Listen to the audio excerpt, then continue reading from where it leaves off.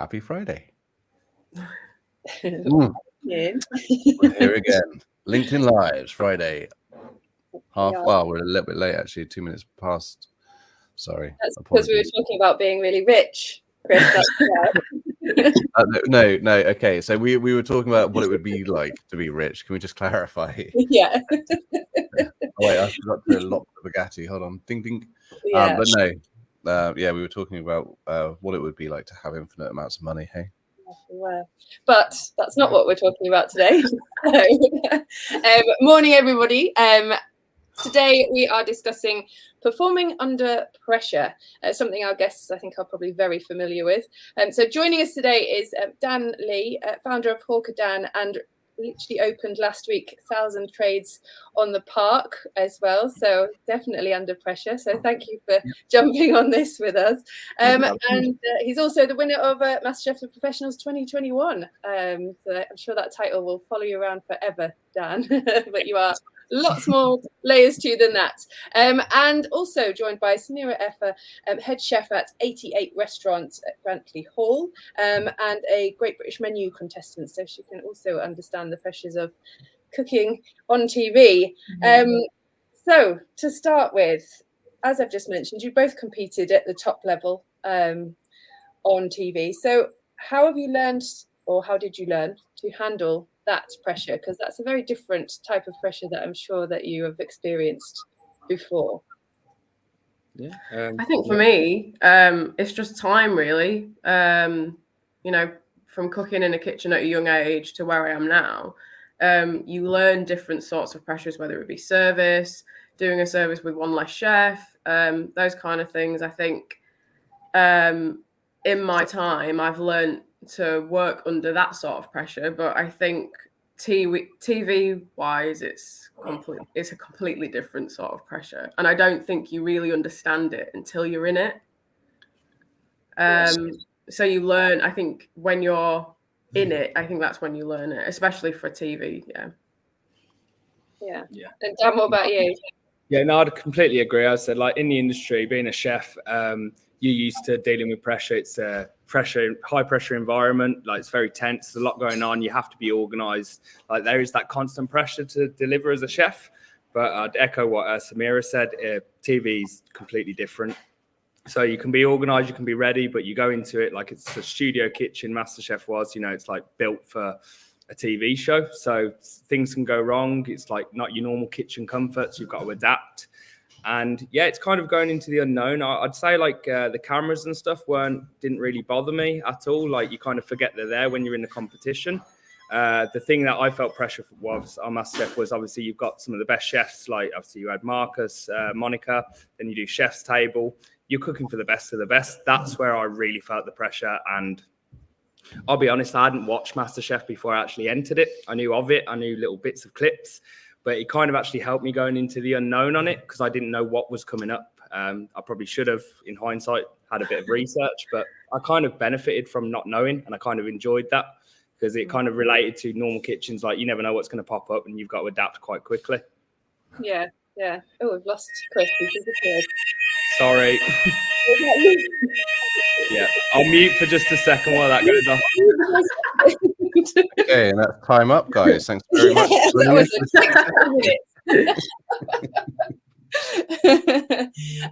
Samira, obviously listened to what Dan said then, and he had no idea what he was kind of letting himself in for. Were you the same, or were you an avid kind of Great British Menu? Well, no, I've been watching Great British Menu for years, so I knew exactly what was coming up. Yeah, no, I was prepared in that sense, but I think still going into it, you still don't know how much pressure you're going to be under, and I think it's just self pressure more than anything else. You just want to do well, and then there's things that will happen that's out of your control.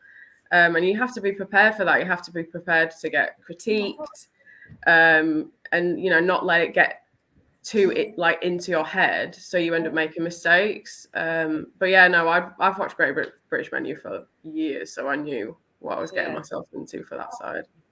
Yeah.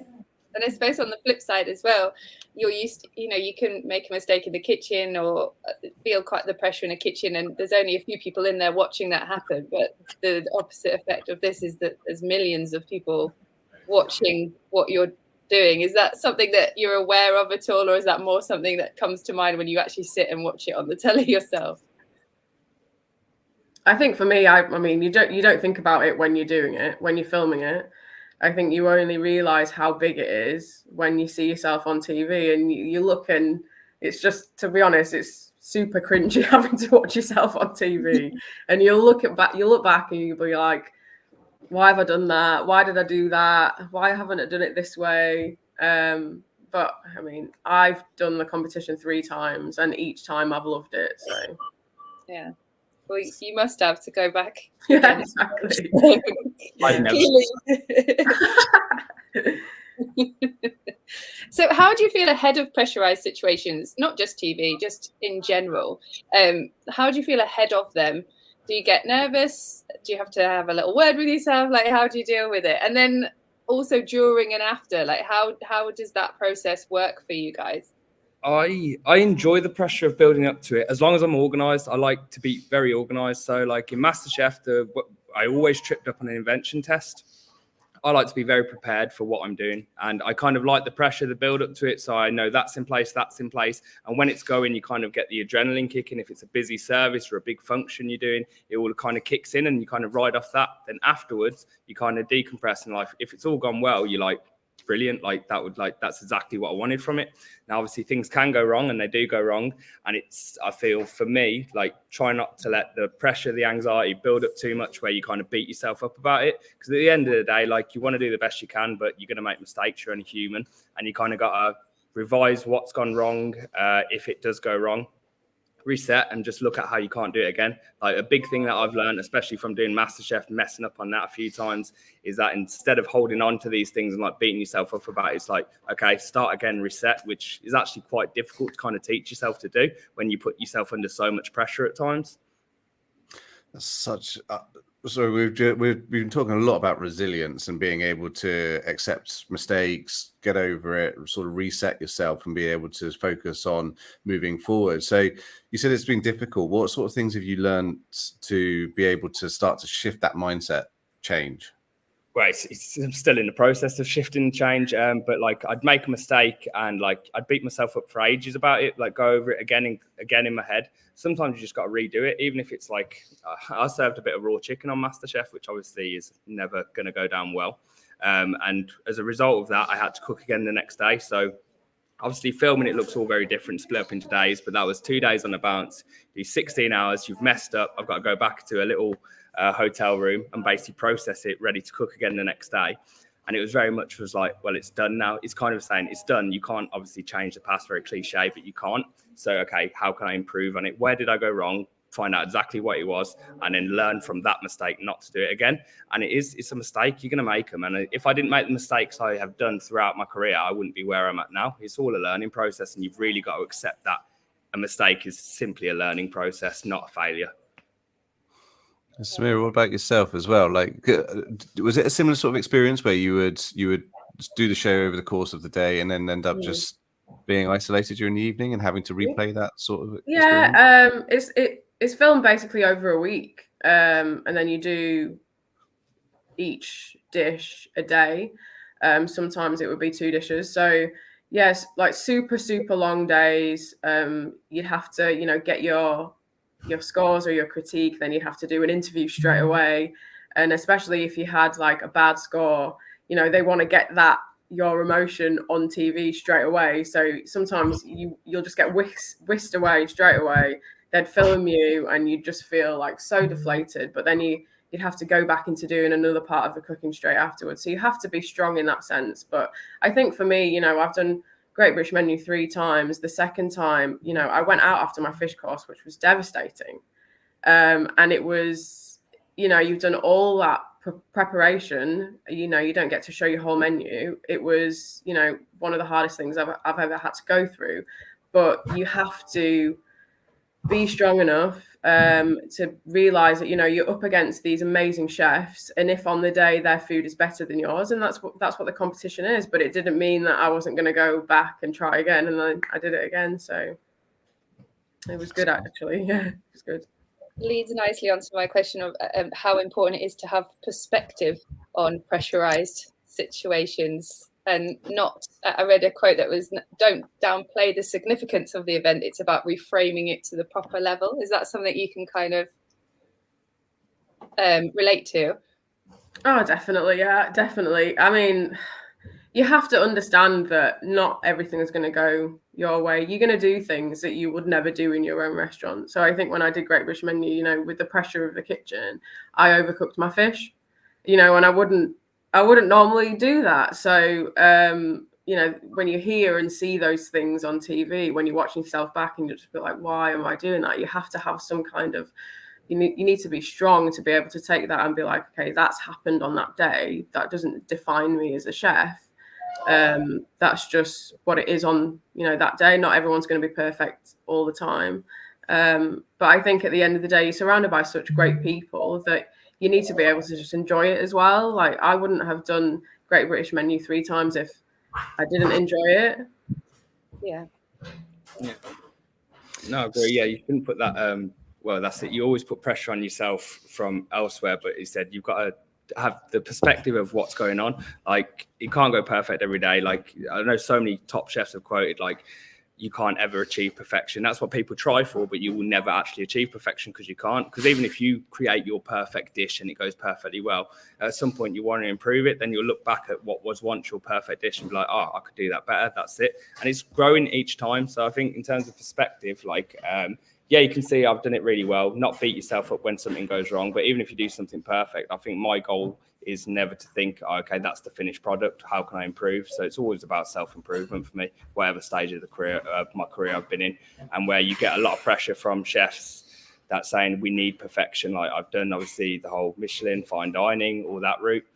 When you're chasing stars, you lose the enjoyment from what you're doing, because obviously you're striving perfection, which you can't actually do in the end. So you need to like enjoy what you're doing and also learn from it at the same time. Yeah. Perfection is all perspective based, though, isn't it? Really, like, you know, there was a very good friend of mine who I used to do a lot of food photography for, and he would replay a dish like 12, 13 times for the photograph.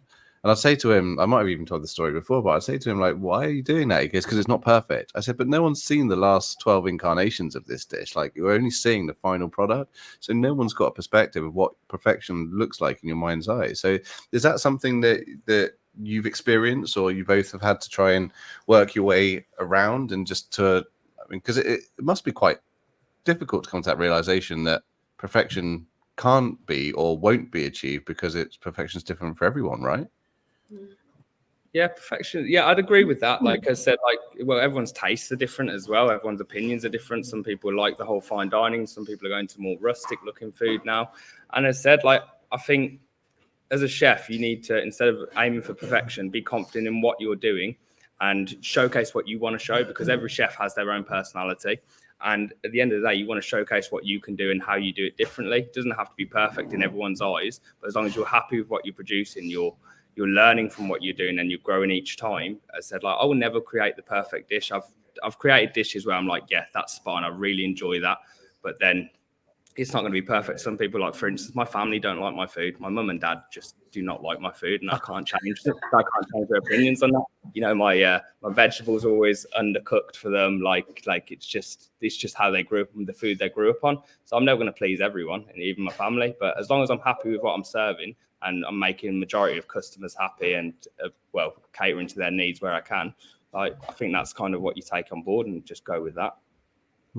Yeah, definitely. I agree. I think when you're creating menus, you need to look at, you know, the type of people that come to your restaurant, and ultimately you're cooking for them. I mean, the way that I create the menus at 88 is, you know, things that I like to eat, you know, things that my chefs like to eat, and you know, we could do the dish up, you know, 2 or 3 times before it goes on the menu. But ultimately, you are cooking for people that are going to be paying for, you know, the food. So you want to make sure that when they come to the restaurant, you know, they're leaving happy, and you're happy with what you're sending as well. Yeah, it's such it's an interesting one, because all throughout my career, I've always met people who, you know, if you are a chef patron, for example, or you're setting up your own business, you're doing so because you want to be able to provide people with the food that you think they'd enjoy based on what you like. And then at some stage, there's this slight shift of mentality where you realize that actually, hold on a second, not everyone's going to enjoy it, and I actually have to try and to cater for the majority rather than for my taste. I mean, is that an epiphany that you've had to tussle with, both of you? Well, for me, obviously, because I've opened this new place now, and like people have become so familiar with me doing Southeast Asian food because that's where I used to live or work. I'm obviously of Cantonese descent.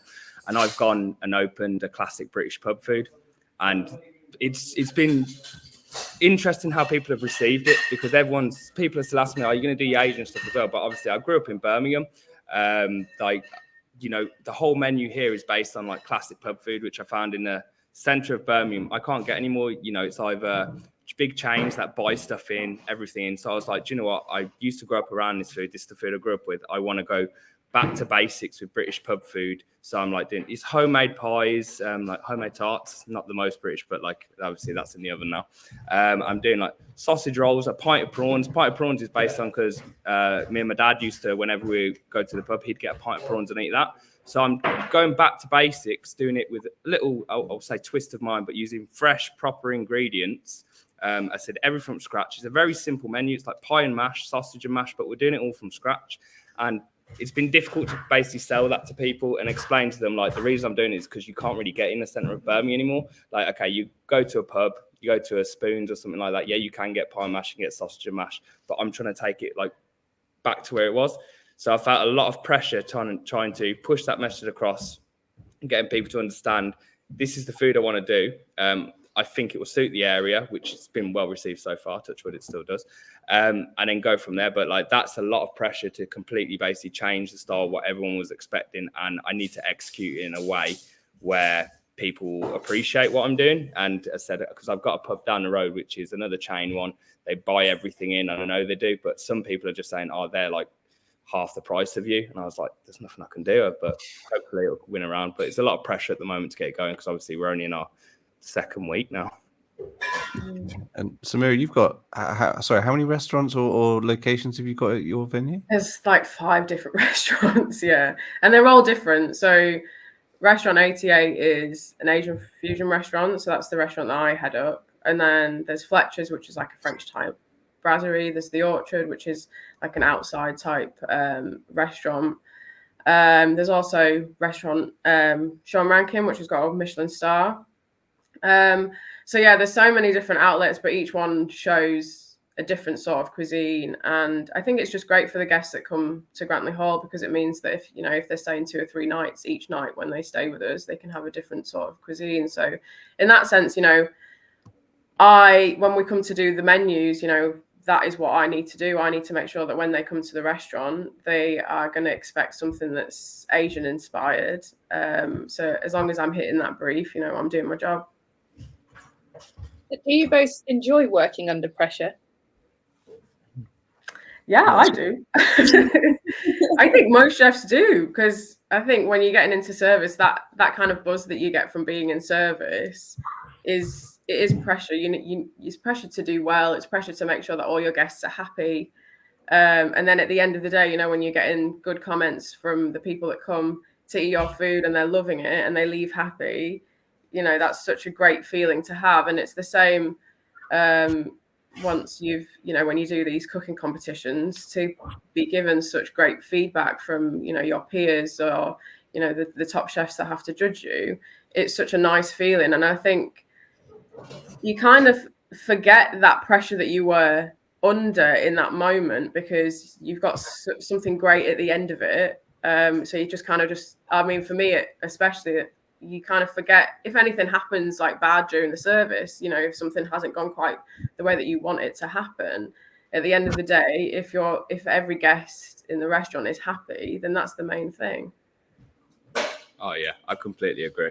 Yeah, so the feeling you get where it's positive feedback, whether it's on a show or especially from guests, especially guests who they don't really know what to expect. They might not know you as a chef or you restaurant. They just maybe stumbled across it, and you get really good feedback off that. Like, it's just such a good feeling, like pure relation. Like it's like, obviously you want to do the best you can in your career. And when you get feedback from guests or maybe critics, if you're on a show or anything like that, that you feel like not you've hit the top, but you're on the right track. It's like such a good confidence boost. But I'd agree as well. I really enjoy working under pressure. Depends on the type of pressure, but the buzz of being in a service, it's just pure adrenaline. I basically live off it, which is great. In terms of competition pressure, I said that Samira's gone back 3 times. Like, not for me. Don't enjoy competitions. The reason I like to cook is because I like cooking for people. I like to learn about food, different cultures. The competition side, not for me at all. That is not the pressure I enjoy. And do you think you perform better under pressure? In a restaurant service, I would say yeah. In a competition, hit and miss for me. What about you? Well, Kris, do you perform better under pressure? Do you like to be under pressure? Yeah, I do. I think if you work in, I think going back to Samira and Dan's point, I think if you work in hospitality or have worked, even just for a brief period, you get accustomed to a certain pace. I remember when I started working full time in food wholesale, and the speed that we had to work at, even from a sales perspective and an admin and a delivery perspective, was just something that it took me a good 6 months to get used to, because we had to match the pace of the restaurants that we were working with. But I found that actually pressure for me allows me, so stress or pressure for different individuals will either allow them to perform very focused, to really narrow in their perspective, to make sure that they're dialing in and to be able to maximize their energy resource for short periods of time. This isn't sustainable long term. And for other individuals, it's a complete brain fog moment where you drop all the balls, you're not able to concentrate. And I personally find that I tend to thrive over pressure, tight deadlines, making sure that I've got targets to hit, especially if it's lastminute.com, if it's running a business, making sure you've got those financial targets there, you're making sure you've got your budgets right, making sure that, you're converting the clients or the customers or the podcast, whatever it is. I love having that focus. Without that, I just get bored. And then when I get bored, then my creativity drops. And then I find that I'm not able to perform as well. However, having said that, if you flirt with fire for too long, eventually you'll find yourself falling down. So I guess it's a good question for our guests. And has there been a time where actually that pressure that you thrive under, that stress that you actually perform really, really well under, has become too much, and you've actually ended up having an adverse effect on your performance? Yes, for me, yeah, and it would have been enjoying MasterChef. As I said, I'm so grateful for the show and going through it, because it put me into pressure I'd never normally put myself under, and it pushed me further as a chef, definitely. But at certain points, it got too much, and I just kind of crumbled, and that's when I kind of messed up on the show. And then taking yourself away from that and resetting was quite hard, but that was because I let the pressure build up. I normally said I'd thrive in it, but when it gets too overwhelming in my head, that's when I kind of lose it a bit. So again, that's something I learned from the show, or being in them situations where I kind of take it off, take a step back, reset, and focus on, okay, what really needs to be done now and where I need to be at. Sorry, I've got a business partner. I think for you, obviously, you talk. I feel like you talk about it you were obviously under so much pressure when you were doing the show, but you did win. I did, and obviously I'm buzzing about that, and it was just a weird one, because I kept saying to him I want to walk out, I'm done, the pressure was getting to me, and it was proper moments right before on studio, I'd go into the bathroom, stare at myself in the mirror, forgetting I'm mic'd up, they can hear everything I'm saying to myself. But I had to really build myself up to these moments. As I said, for me, I knew the chefs I was up against, they're all brilliant. I've seen comments before, people who go out in the first round of MasterChef. Social media is a brutal one for it. They'll go, oh, how did this person get on here and there? Anyway, every chef that gets onto that show, obviously, Great British Menu for me is the level above, because you're the best of the best. Whereas MasterChef Professionals, you're a professional chef and you enter, but you go through so many rounds before. No one on that show is like a bad chef, or like they're all extremely good, because you go through so many rounds, and then pressure hits on the first one. You don't know how you'll react to that. So people do make mistakes, and if you make it in the first round, second round, yeah, you can go out straight away. So I feel bad for them, because like they've still done an amazing job to get that point, but like to not be able to showcase what they can really do, and then they kind of get negative feedback off it. That's quite tough. But for me, yeah, went through it, very happy with it. I had to pick myself up quite a few times. I said, I don't want to put myself under that pressure again, but kind of molded me a bit to what I can and can't deal with going through that show. And yeah, I said the chef's up against is amazing. I didn't have a kitchen to prep in, so it was like very much my mum and dad's home kitchen, which was like the size of a box, like it's a tiny little place. That added pressure. So a lot of the times I went on the show and cooked, say, like if I had to do 2-3 courses, the first time I'd ever do them all at once was actually on the show when we were recording. So that was like pressure on myself, which probably why I don't like competition so much, because of the way I did that one. Samira, what about you? Have you experienced that extreme pressure and everything just fell apart? I think the lead up to going on the show is the hardest. So you have to prepare for it so much, you know, buying all your plates, the props, practicing your dishes. And I think the way that I was able to handle it was just being surrounded by the best people to support you. So when I did it the third time, obviously I was at Grantley Hall, everyone that was there gave me so much support. You know, you don't, you have to pay for everything yourself. It's not, you know, the show doesn't pay for it. So to have that support from everyone at Grantley Hall to, you know, provide me with all the ingredients that I needed, you know, and it's not just like one run through, you know, I would practice the dishes 2, 3, 4 times.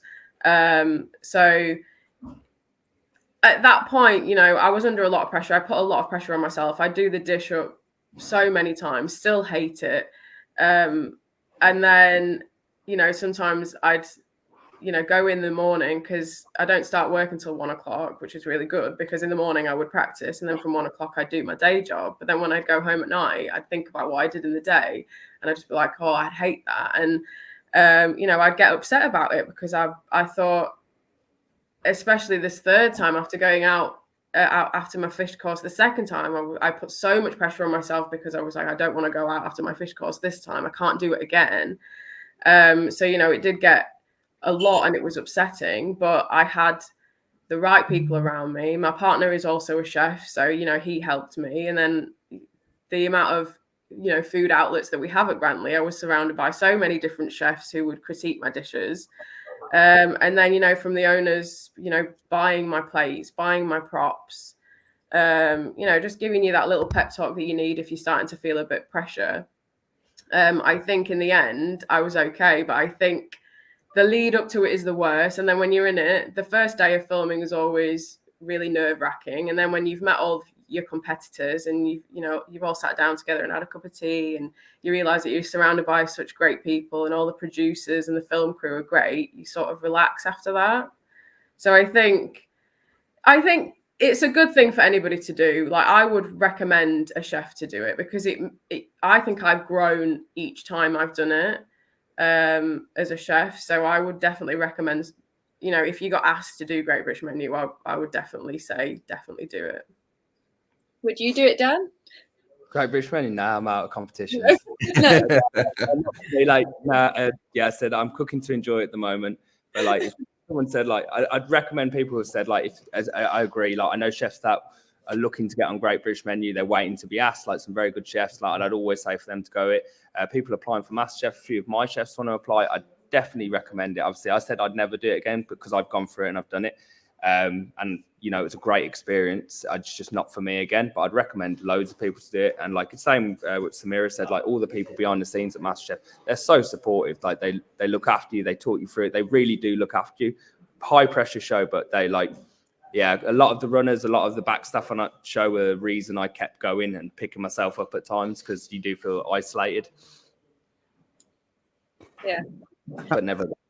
I'm curious, how did you both get on those shows? Is this something you have to apply for, or something you get asked to do?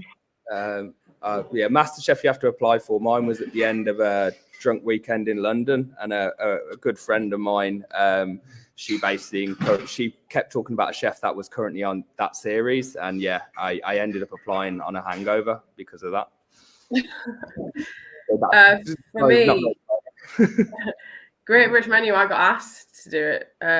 So I think it was like a friend through a friend that had told someone about me, and then I got approached by one of the producers. They sent me a message. I think this was probably about 6 years ago when I first went on the show. I got a message on Twitter saying, do you want to be part of it? And then you have to go through loads of processes. So it's like they come and film you at work to see how you would be in front of the camera, and then that video goes to the channel, and then they have to approve it. There's loads of different processes before you get the yes. But yeah, I got approached by one of the producers. I've just had another thought come to me. I have a friend who was on a TV show, and they portrayed her not in the right light. So, they cut it and made it look like she was not. She's a fantastic and an absolutely incredible chef, an amazing chef. But the final edit came through, and it sort of slanted in a different way. Was that ever something that you felt was a concern, or that had happened in any particular way for you guys? You felt that you were misrepresented in that way? I wouldn't feel I was misrepresented, and it was a worry going into the show. Are you going to say one wrong thing, and like, will they edit it in a certain way? I wouldn't say misrepresented, but I would say my experience on the show, you're doing anywhere between 12 to 16 hours a day, and your actual airtime per episode is probably about 5 minutes at best.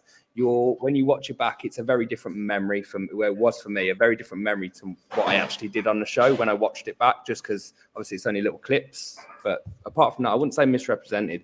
Some things I wouldn't say come up. Yeah, no, I'll leave it at that. I don't want to get into trouble. Asking the difficult questions on a Friday morning. What about you, Samira?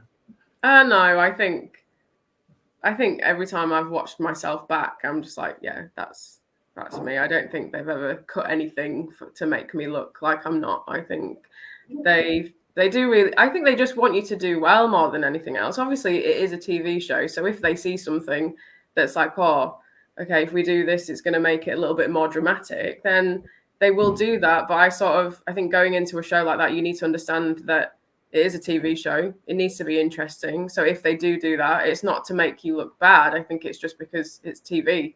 But I think every time I've been on there, they haven't done anything, to make me look like it's not me. So good. I'm convinced. Thank you. Are you considering entering the amateurs, Kris? Oh, you've got to be joking. Like, it's the most ironic thing about the Burnt Chef project, which is, I was never a chef. And whilst I know everything about the ingredients and how to use them, actually getting to the point where they get one, edible, and two, look presentable, is a whole completely different kettle of fish. Obviously, you don't cook fish in a kettle either, apparently. Maybe. Who knows? It could be my thing.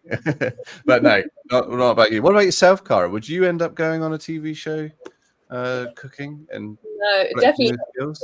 No, I have like a select amount of dishes that I can do, and it's only because I've done them for so long over the years. I think when you have kids, you learn what they'll eat and you just like perfect those. So yeah, no, I would never. No, it's not. I actually really enjoy working under pressure myself, but with an element of control, as in I know that I can work under pressure doing certain things. So would I want to push myself out of a comfort zone to work under pressure? Possibly not. Definitely not on a TV show where everyone can see. So. Well, we'll try it next week's hospitality highlights. We'll make 5 minutes long, and we've got to get the same number of questions in. So we can try it and then see how you go. No, I definitely like being the other side. Thanks very much. I know I can put everything together to make it all look nice, so it's good.